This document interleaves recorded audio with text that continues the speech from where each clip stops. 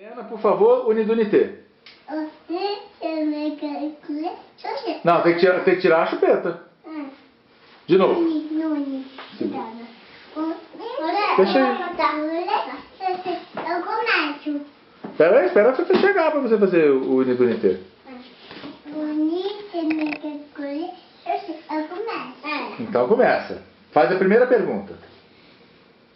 Tem minha casa? Tem meia calça? Tem meia calça.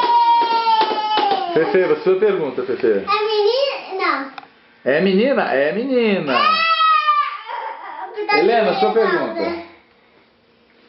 E minha casa? Tá de meia calça? Tá de meia calça. Ei. Eu primeiro. Você acha que é você? Não, não é a Fefe. Ah. Acho que é minha amiga.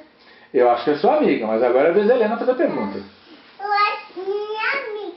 É sua amiga? Eu acho que é sua amiga também. Mas não é da sua escola. Não é da escola dela, mas é amiga dela também.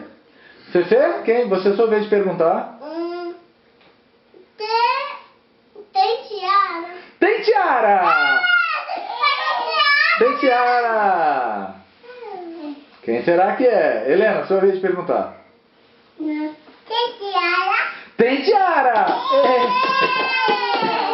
Fefe, sua Tem vez. tiara rosa de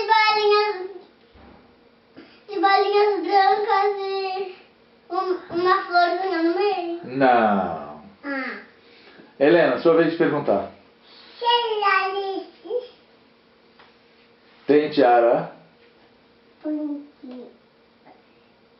Vermelha, de bolinhas brancas